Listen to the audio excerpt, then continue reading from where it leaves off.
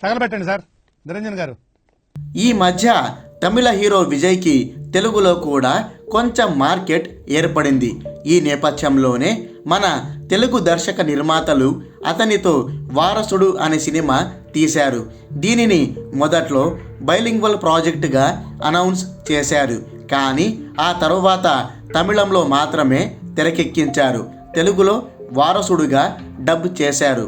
ఈ cinema already తమిళనాడులో release అయ్యింది. అక్కడ మిశ్రమ స్పందనల్ని మూటగట్టుకుంది. మరి తెలుగులో ఎలాంటి రెస్పాన్స్ అందుకుందో రివ్యూలోకి వెళ్ళి తెలుసుకుందాం. స్టోరీ: శరత్ కుమార్ ఒక పెద్ద వ్యాపారవేత్త. ఇతనికి శ్రీకాంత్, శ్యామ్, విజయ్ అనే ముగ్గురు కొడుకులు ఉంటారు. తన వ్యాపార సామ్రాజ్యాన్ని ముగ్గురు కొడుకుల్లో ఎవరో ఒకరికి అప్పజెప్పాలని శరత్ కుమార్ అనుకుంటాడు. శ్రీకాంత్ మరియు శ్యామ్ చైర్మన్ కుర్చీపై కన్నేస్తే విజయ్ మాత్రం తండ్రి ఆలోచనలకు భిన్నంగా నడుచుకుంటాడు. అతడు ఇల్లు వదిలి వెళ్ళిపోతాడు. మరోవైపు శరత్ కుమార్ వ్యాపారాన్ని టేకోవర్ చేసుకోవాలని ప్రకాష్ రాజ్ కన్నేస్తాడు. కొన్ని అనుకోని కారణాల వల్ల 7 ఏళ్ల తర్వాత విజయ్ ఇంటికి తిరిగొస్తాడు. ఇంటికి తిరిగొచ్చాక ఇంట్లో పరిస్థితులు బాగోలేవని తెలుసుకుంటాడు. అలాగే తండ్రి బిజినెస్ కూడా సమస్యల్లో చిక్కుకుందని గమనిస్తాడు. మరి విజయ్ ఎలా తన తండ్రి బిజినెస్ని కాపాడుతాడు, అలాగే కుటుంబ సమస్యల్ని ఎలా పరిష్కరిస్తాడు అనే అంశాలతో ఈ సినిమా స్టోరీ సాగుతుంది. అనాలిసిస్: ఈ సినిమా స్టోరీ కొత్తదేమీ కాదు. ఆల్రెడీ ఇలాంటి స్టోరీలతో తెలుగులో ఇప్పటికే కొన్ని వందల సినిమాలు వచ్చేశాయి. సరే, స్టోరీ రొటీన్ అయినా ప్రెజెంటేషన్ ఏమైనా భిన్నంగా ఉందా అంటే అది లేదు. అది కూడా పరమ రొటీన్గానే ఉంటుంది. ఈ సినిమా పాత కమర్షియల్ ఫార్మాట్లోనే వెళ్తుందే తప్ప కొత్తదనాన్ని అందించదు. మనం ఇదివరకే చూసేసిన సినిమాలను ఇది గుర్తు చేస్తుందే తప్ప పెద్దగా ఎగ్జైటింగ్గా అనిపించదు. నెరేషన్ అయితే మరీ డల్గా నత్తనడకన సాగుతుంది. విజయ్ ఫ్యాన్స్కి కావాల్సిన మూమెంట్స్ ఇందులో ఉన్నాయి, కానీ అవి తెలుగు ఆడియన్స్కి మాత్రం పెద్దగా కనెక్ట్ అవ్వకపోవచ్చు.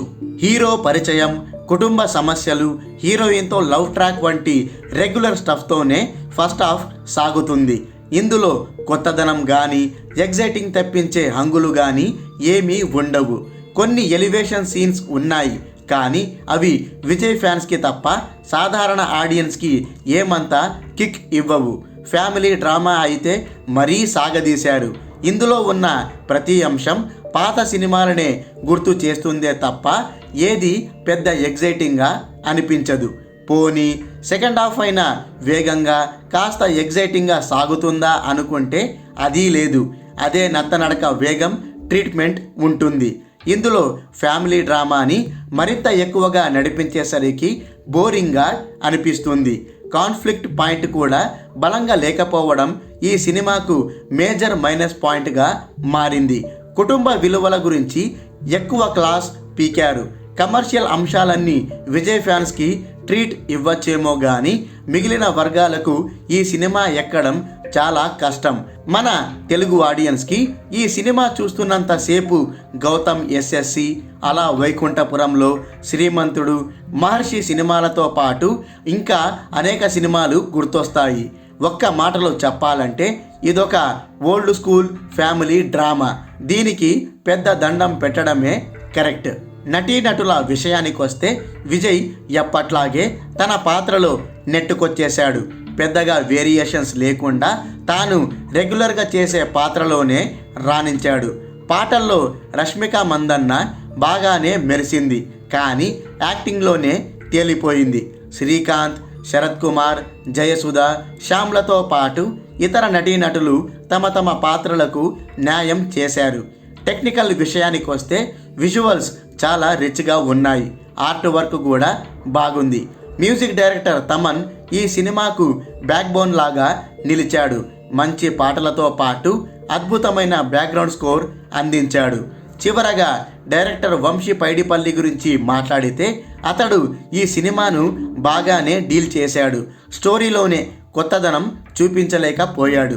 రొటీన్ రొడ్డ కొట్టుడుతోనే లాగించేశాడు. చూస్తుంటే విజయ్ని దృష్టిలో పెట్టుకొనే ఈ సినిమా తీసినట్టు కనిపిస్తోంది. అందుకే స్టోరీ పూర్తిగా తేలిపోయింది. అయిపోయి